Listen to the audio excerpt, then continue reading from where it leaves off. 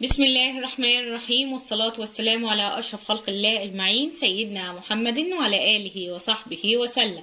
عليك أفضل الصلاة والسلام يا حبيبي يا رسول الله.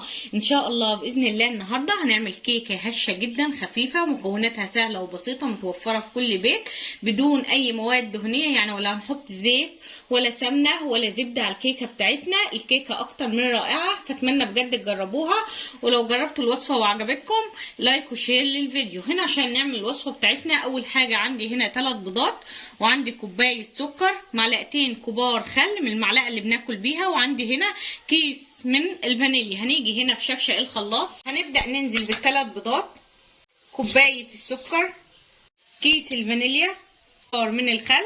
ودلوقتي هبدأ نعم الخليط كويس قوي لحد لما السكر معايا ينعم والخليط يبقى فوم، وساعتها نبدأ نكمل وصفة الكيك. الخليط زي ما انتم شايفين ناعم كويس قوي معايا. عندي هنا كوباية ونص دقيق من نفس الكوباية اللي عيرنا بيها السكر، هبدأ انزل عليهم بنص كيس الكيك شيف، معلقة كبيرة، وابدأ اقلب البيكنج باودر والدقيق كويس قوي مع بعض، وانزل هنا في البولة وانزل عليهم بالبيض والسكر، وهنبدأ نقلب الخليط لحد لما يتجانس مع بعضه.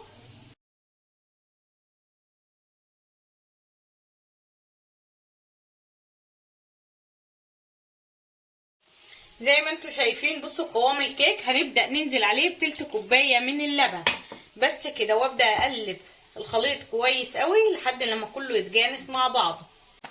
شايفين الخليط معانا كيك اسفنجي بس هش جدا وجميل جدا والله العظيم. عندي هنا صينيه، شايفين الخليط معانا، شايفين قد ايه جميل جدا وخفيف جدا.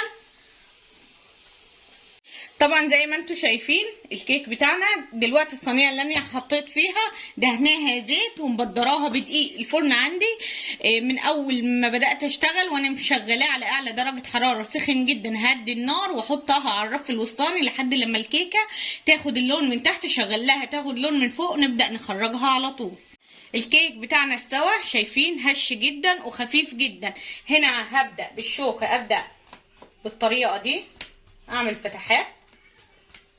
بعد ما فتحناها كده عندي كوبايه الا ربع لبن، حط عليها معلقه كبيره من السكر، ببدا ادوبها وبنزل بيها على الكيكه وهي سخنه. اللبن عندي ساقع. دلوقتي هركن الكيكه على جنب ونبدا نعمل مع بعض طبقه الكاستر. عشان نعمل طبقه الكاستر عندي كوبايتين لبن، عليهم معلقتين كبار من الكاستر، معلقه نشا، معلقتين سكر، بنزل بيهم بالطريقه دي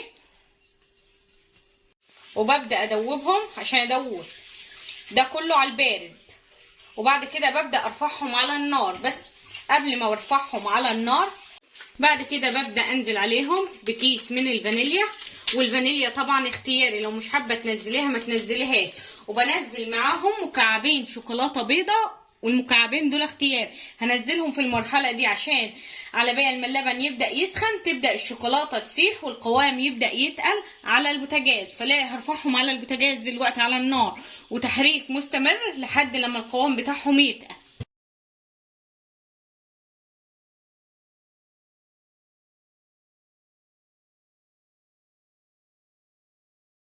شايفين القوام، شايفين الجمال. هبدأ انزل بيها على الكيكه بتاعتنا بالطريقه دي.